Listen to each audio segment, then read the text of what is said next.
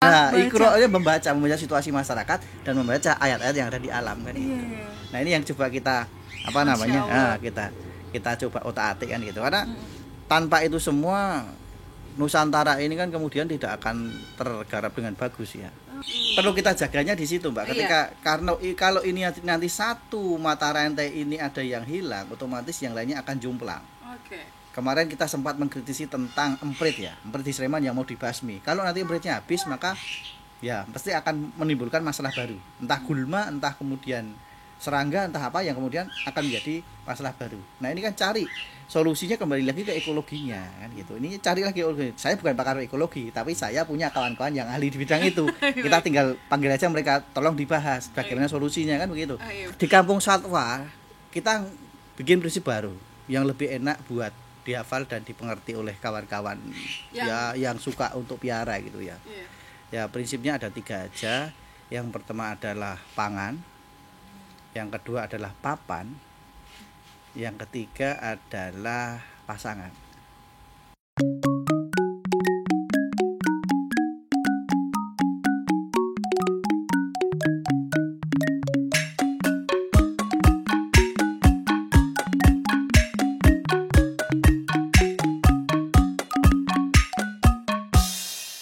Assalamualaikum warahmatullahi wabarakatuh. Halo sahabat Tani, berjumpa kembali di konten ini Tani bersama Feby Hastalavista. Kali ini ya kan, Feby udah ada di tempat yang pasti disukai orang-orang pecinta reptil. Oh, tepatnya ada di Kampung Satwa dan bersama Mas Hans. Halo Mas. Halo Mbak Feby ya.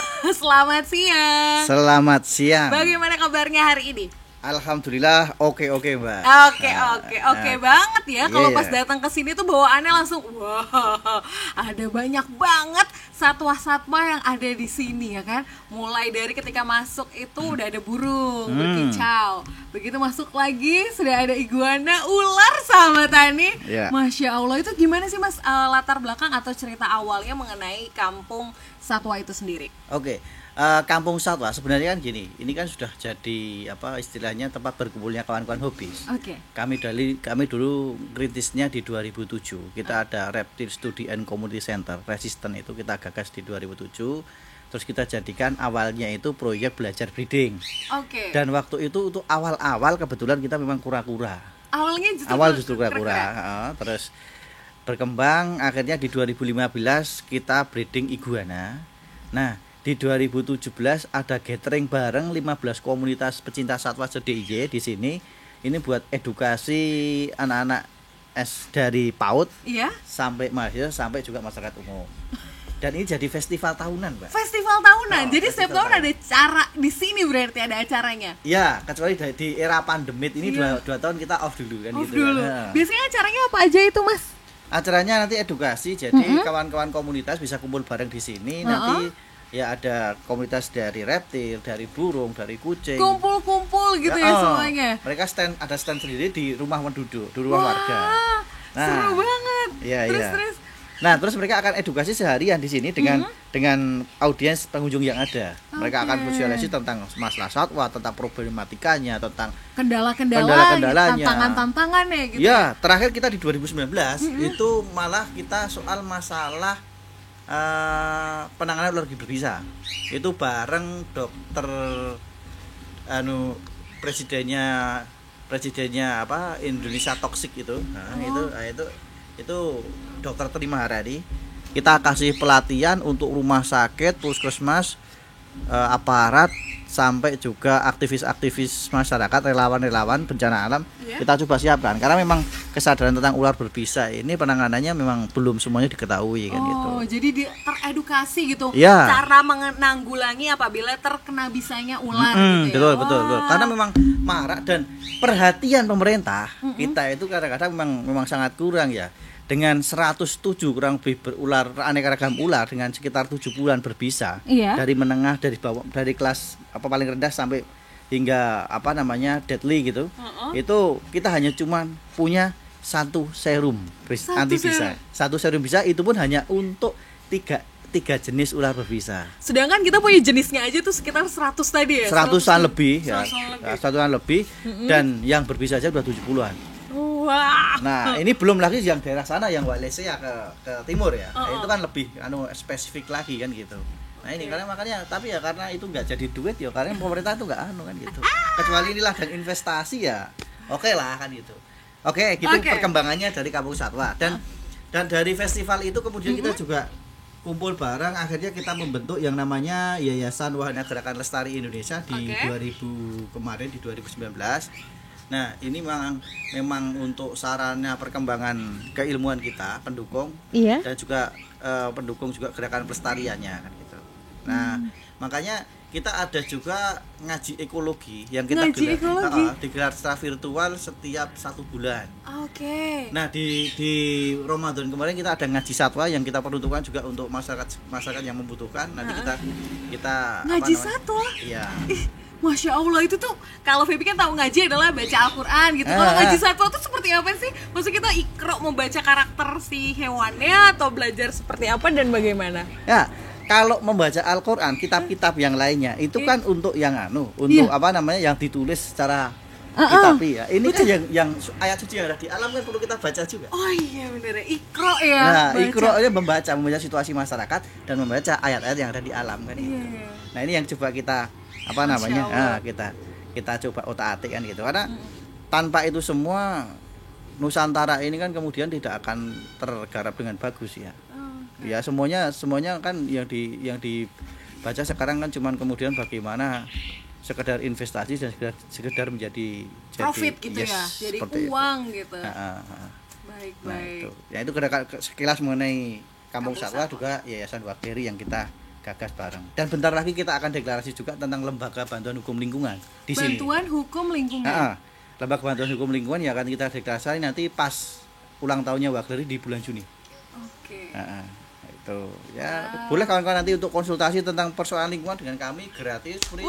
Dan bagi yang kawan-kawan yang memiliki problematika lingkungan dan bisa kita dorong untuk advokasi ya insya Allah kita Masya Allah. Dan nggak perlu mikir biaya, nanti biaya kita pikirkan bersama gitu.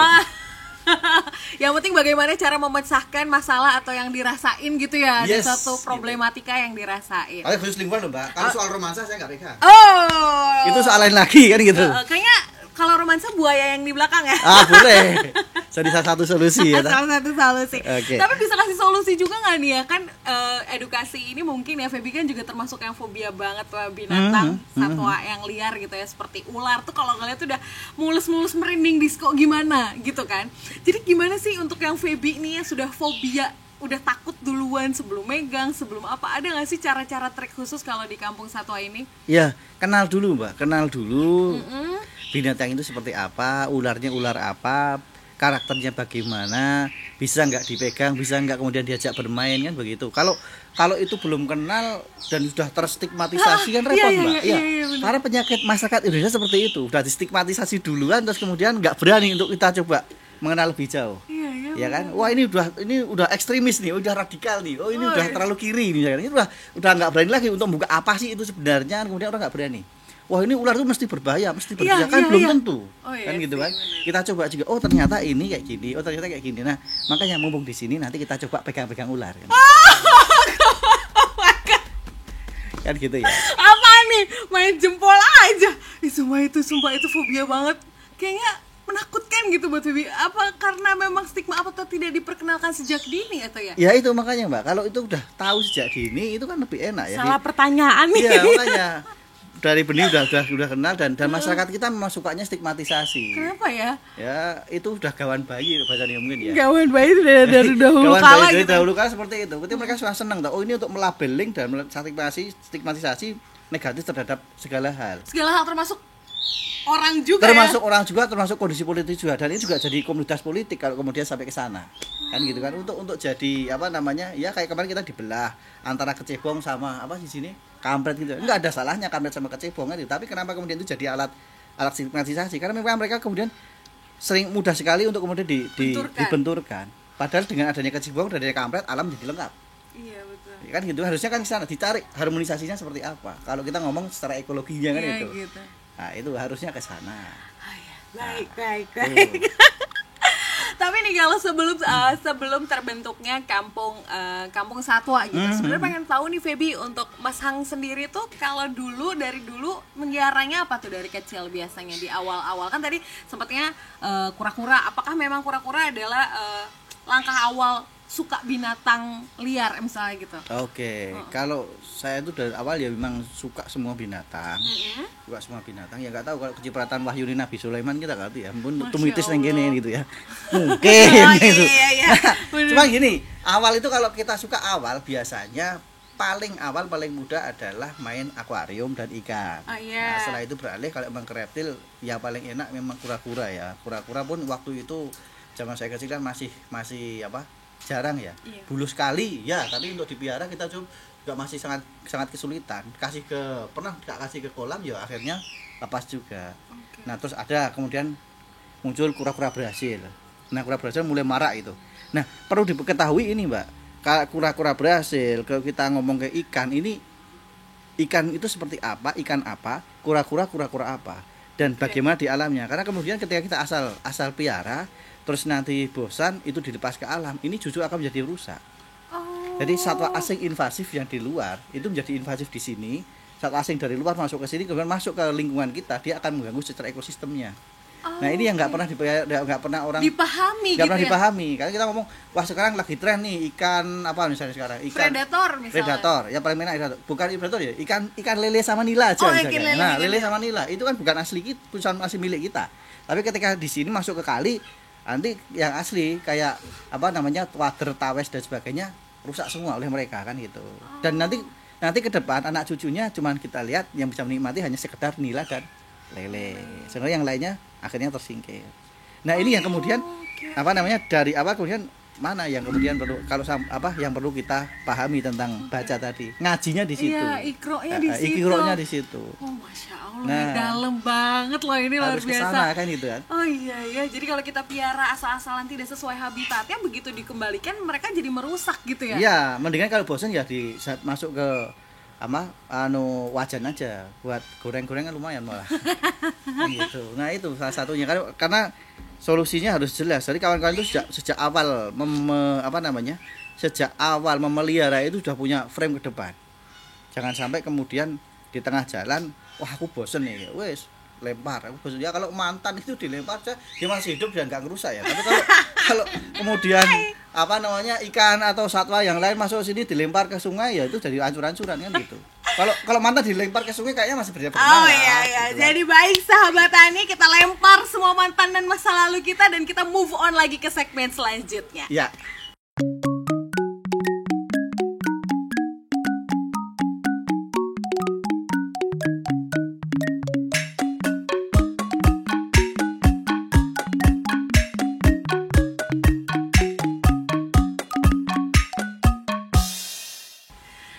Kampung satwa yang berada di daerah Moyu dan Yogyakarta ini beragam banget satwanya, banyak banget satwanya. Itu kalau boleh tahu berapa jenisnya, ini yang terlihat Feby aja tadi kita udah sebutin ada 4 apa 5 gitu. Sebenarnya ada berapa banyak yang ada di sini? Oke. Yang dipiara atau yang liar? Nah, kalau yang liar berapa, yang dipiara berapa kira-kira? Oke, kita bicara yang liar dulu ya. Oke. Nah, kita bicara yang liar ini dengan adanya kali di sebelah timur ini, Kali Kedung Bandeng ini lumayan kita keberagaman satwanya masih cukup lumayan. Bahkan kita ada satwa-satwa yang sudah dilindungi dan sangat langka berkembang biak di sini. Salah satunya elang ular bido. Elang ular bido ada, terus burung burung bubut, terus yang lainnya juga masih sangat terpelihara. Salah satu sampelnya kita ada burung bubut di situ. Nah, burung hut-hut. Bubut. Oh, bubut. Bubut Jawa. Ini sudah mulai dilindungi juga. Okay. Nah, ini makanya kan kemudian kita jaga kelestariannya. Jangan sampai kemudian ketika ini nanti berubah ekosistemnya, maka itu akan juga ikut berubah. Satu kali sungai itu misalkan di tembok semua, ya otomatis nanti semua akan berubah, semua akan pergi. Nah ini kan hilang ekosistemnya, ekologinya nggak main lagi. Okay. Makanya perlu kita jaga kelestariannya seperti itu. Itu salah satunya yang ada di sini. Kalau soal reptilnya juga masih komplit, amfibinya juga mulai ini dengan banyaknya tanaman di sini mulai nyaman. Kalau malam tuh katak pada datang macam-macam itu juga udah mulai nongol lagi ya. Padahal kalau akhir-akhir ini kan jarang banget ngelihat katak nongol. Biasanya kan kalau zaman dulu hujan-hujan katak rame gitu. Sekarang kan jarang banget gitu ngeliat katak ada di sekitar rumah. Iya. Kita. Ya mungkin kan di sini ada ada nurnya The Prince Frog gitu. Oh iya benar, cahaya. Iya. Nah, ini kan kemudian perlu kita jaganya di situ, Mbak. Ketika karena kalau ini nanti satu mata rantai ini ada yang hilang, otomatis yang lainnya akan jomplang. Oke. Kemarin kita sempat mengkritisi tentang emprit ya, emprit di Sleman yang mau dibasmi. Kalau nanti empritnya habis, maka ya pasti akan menimbulkan masalah baru. Entah gulma, entah kemudian serangga, entah apa yang kemudian akan menjadi masalah baru. Nah ini kan cari solusinya kembali lagi ke ekologinya kan gitu. Ini cari lagi ekologi. Saya bukan pakar ekologi, tapi saya punya kawan-kawan yang ahli di bidang itu. Kita tinggal panggil aja mereka, tolong dibahas bagaimana solusinya kan begitu. Nah ini yang perlu ditekankan untuk masyarakat kita, kembali lagi ke apalagi soal masalah tani ya Mbak ya. Iya. Masalah tani ada masalah tikus. Tikus berarti pemangsanya tikus sudah ada nggak ada. Ular udah nggak ada. Kalau kemarin pipit, coba kalau kita ngomong burung pipit, emprit itu pemangsanya masih ada apa enggak? Elangnya masih ada apa enggak? Terus burung pemakan empritnya masih ada apa enggak? Ini kan perlu dicek juga. Ternyata kalau nggak ada semua akhirnya itu yang berkembang dan jadi masalah. Nah, kenapa nggak dicari solusinya untuk kemudian menata ulang, mengembalikan lagi ekologi yang harusnya sudah mulai nggak berimbang tadi. Nggak berimbang. Tadi si pemangsa sama si empritnya sama yang untuk makan empritnya disediakan kan, jadi nggak akan jadi suatu masalah sebenarnya gitu ya. Saya kembali ke topik lagi. Nanti kita melebar ya toh. Nah, kalau yang dipiara di kampung Saka, kita kan lebih banyak untuk bahan edukasi dan juga bahan belajar bersama dari kawan-kawan, dari mahasiswa ataupun ya dari PAUD sebenarnya. Tapi yang paling intens di sini kawan-kawan mahasiswa ya buat KKN, ya buat penelitian skripsi dan sebagainya itu.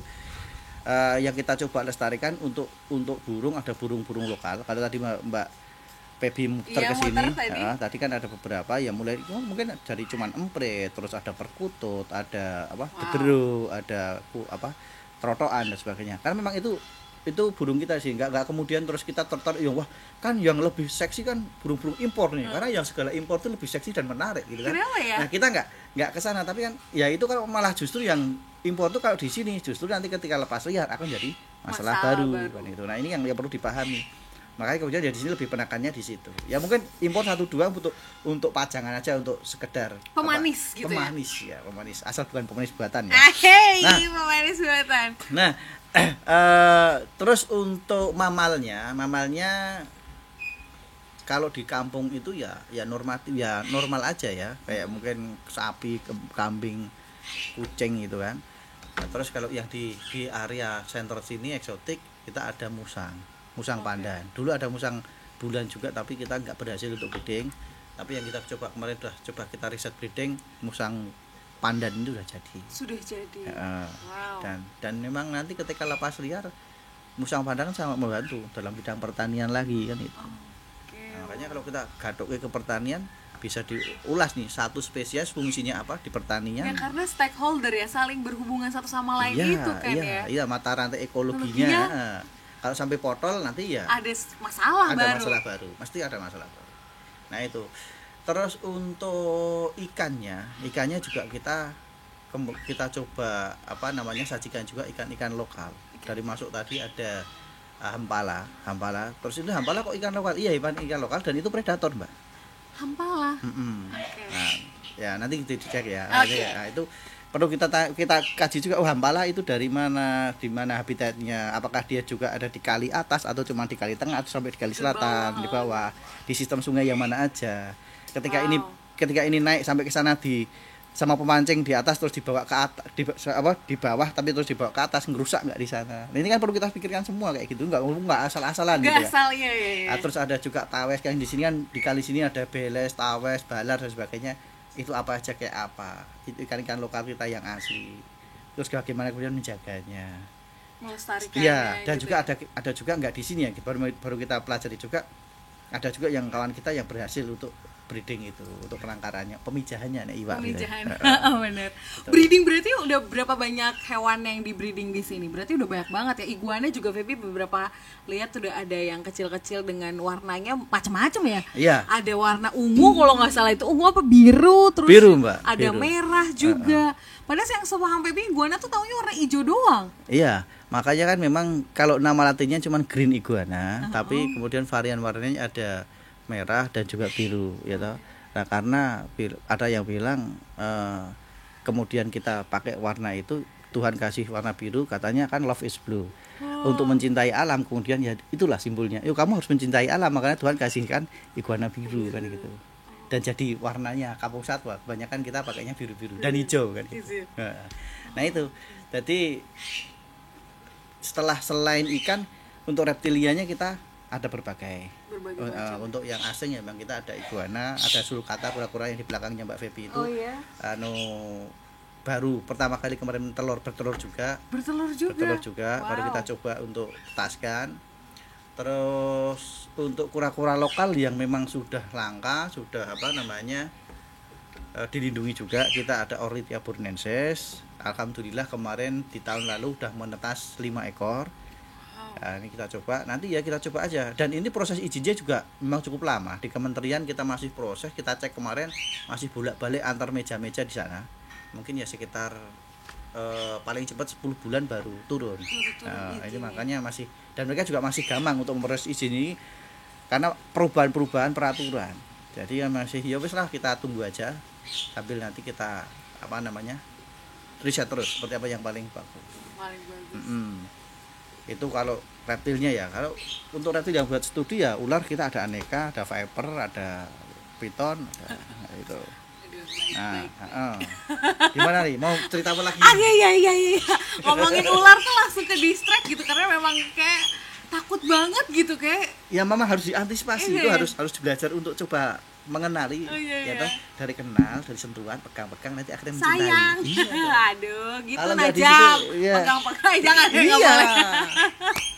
Kan gitu. Oke, terus nih kalau misalnya proses kita ngebahas yang iguana deh, yang udah anak kecil ini, itu treatmentnya seperti apa? Ada perbedaan nggak dengan maksudnya perbedaan treatment? Kalau di sini kan Feby lihat benar-benar terlihat seperti habitat aslinya, dibuat sedemikian rupa gitu. Ada nggak treatment khusus dibanding perawatan yang lainnya, orang-orang lainnya gitu kalau mengenai iguana? Sebelum treatment itu kan kita ke prinsip dulu. Oke. Prinsip dulu, kalau kawan-kawan di luar itu pegang animal right.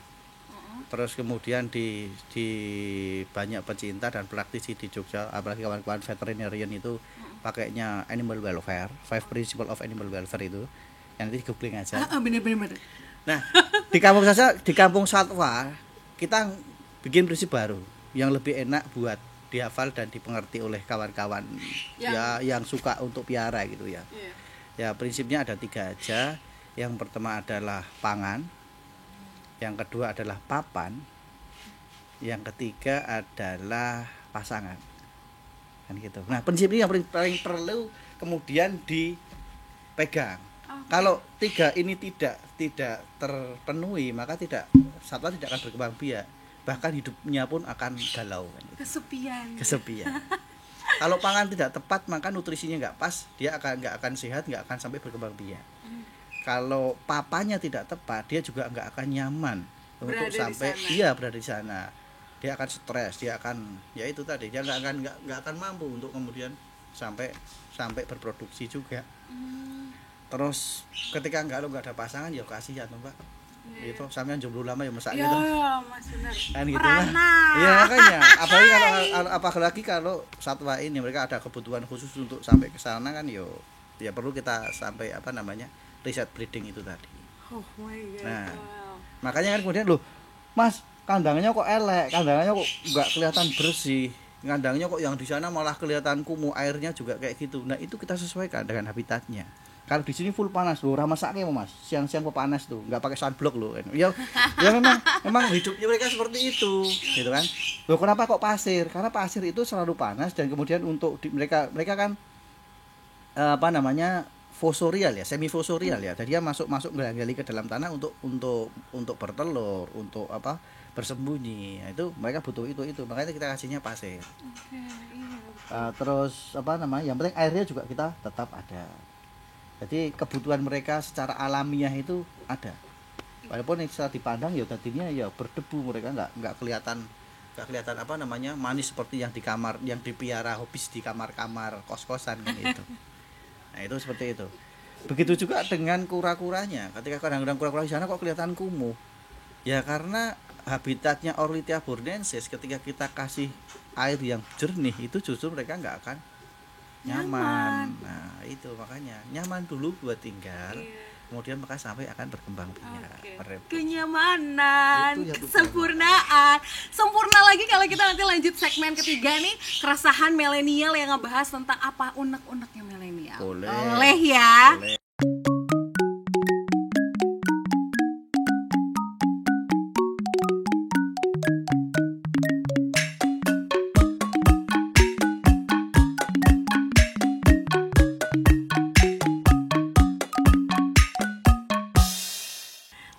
Banyak unek-unek ketika misalnya kita mau melangkah sesuatu, kayaknya banyak banget kendalanya, ada aja sandungannya. Tapi kalau buat Mas Heng gitu, apa sih kendala atau sandungan terbesar untuk mengelola kampung satwa ini? Sandungan ya Mbak, masalah iya, itu ya, iya, kendala ya. Ya kalau ini kan klasik gitu ya, kalau ngomong kendala itu ya di karena kami gerakannya kampung, walaupun ini sebagian yang di center itu ada di tempat kami pribadi, tapi kan kemudian juga ini ada yang di tempat warga juga. Dan memang kita di sini kebersamaan antara warga dan juga kami dari yayasan, dari pribadi dan sebagainya.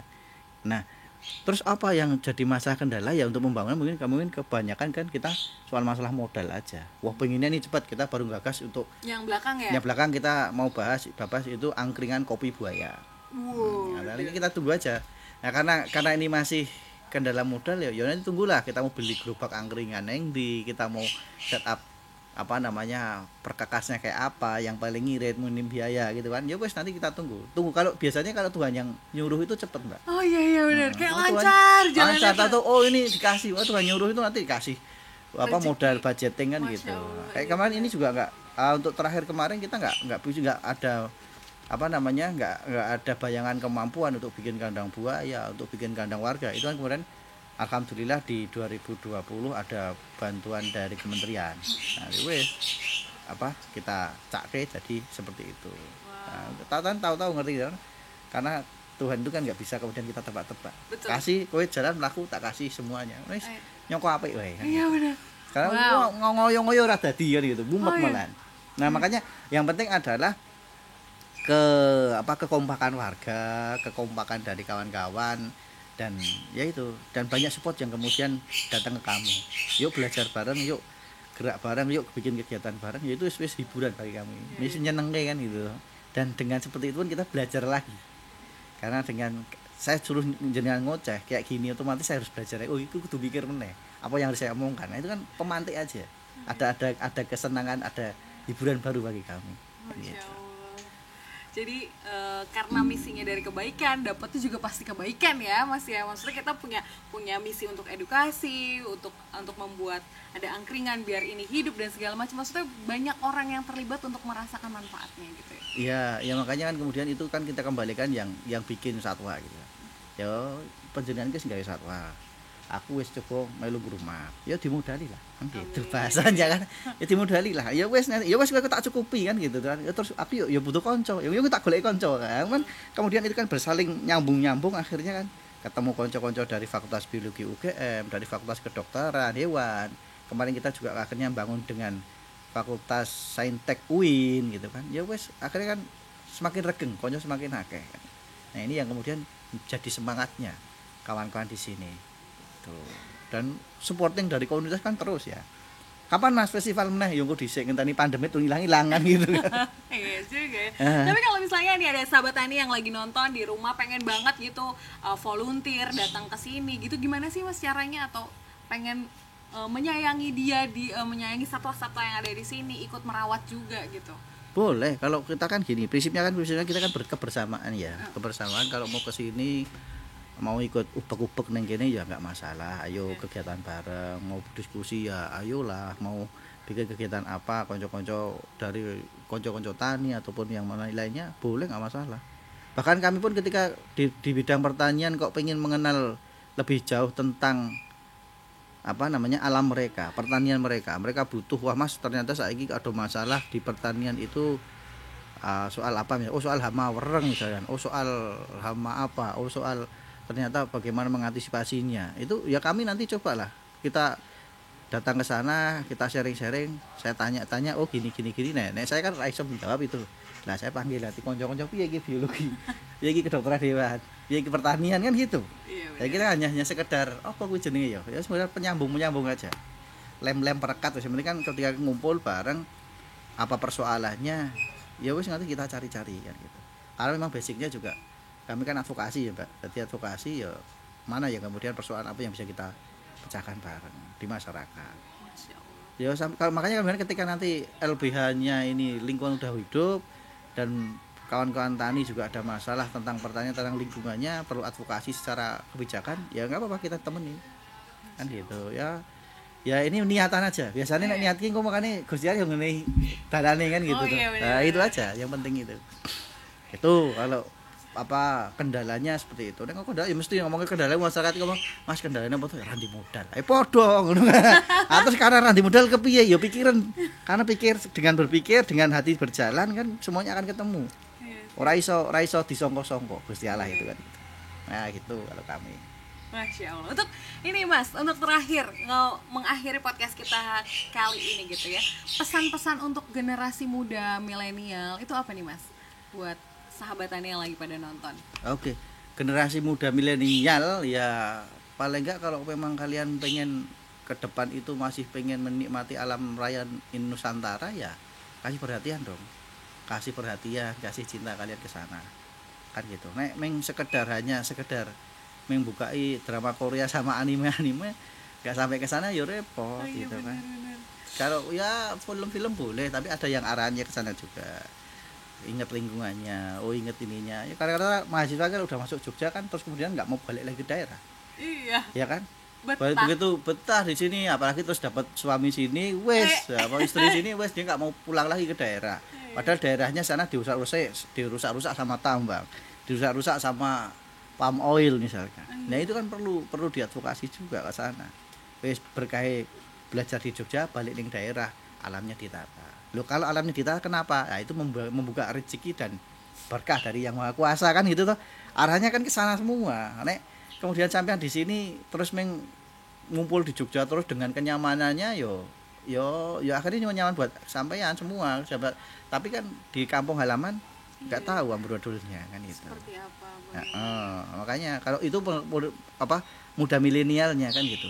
Kalau untuk para konco tani, karena ini tani toh. Iya sahabat tani. Nah karena untuk konco tani ini kan sebenarnya banyak ilmu dari simbah-simbah dulu yang memang nggak pernah kita bedah lagi, nggak pernah kita gunakan, akhirnya pertanian menjadi kacau. Kalau kita ngomong Pranoto Mongso, apakah para petani masih itu atau justru nggak cuma Pranoto tapi malah para petani BG Mongso, yang penting pertaniannya cepat, akhirnya hancur semua. Nah ini kan wis di setup tulis simbah-simbah dulu, wis dikasih ilmu-ilmunya, tapi kita nggak pernah mau pakai, ngasal-ngasal semua sekarang. Padahal ketika itu kita coba kaji lagi, kita ngaji lagi tentang masalah itu, dibalik koyo mbiyen, otomatis nanti pertanian akan lebih lebih produktif lah daripada sekarang. Langsung sekarang model wah biar cepet semprot wae mas, begitu semprot habis. Sekarang rano kunang-kunang, aku rano kunang-kunang sekarang loh, rano kunang-kunang, rano kewandian nih, akhirnya muncul lagi problematika yang lainnya baru, gulmanya muncul atau mungkin serangga yang lainnya muncul, masalah lagi kan gitu. Tapi kan nanti wis itu diharmonisasi dengan alam, ekologinya ketemu, jalannya ketemu, dan kita belajar untuk berpikir secara meluas, mendalam dan melebar gitu ya. Ini semuanya ketok kan ketemu kecekel. Enak, persoalannya di sini loh. Ya wes itu yang dicari. Solusinya seperti apa? Enggak kemudian satu, wah iki apa masalah emprit, wah dijaring wae, wah ditembak wae, wah kan selesai.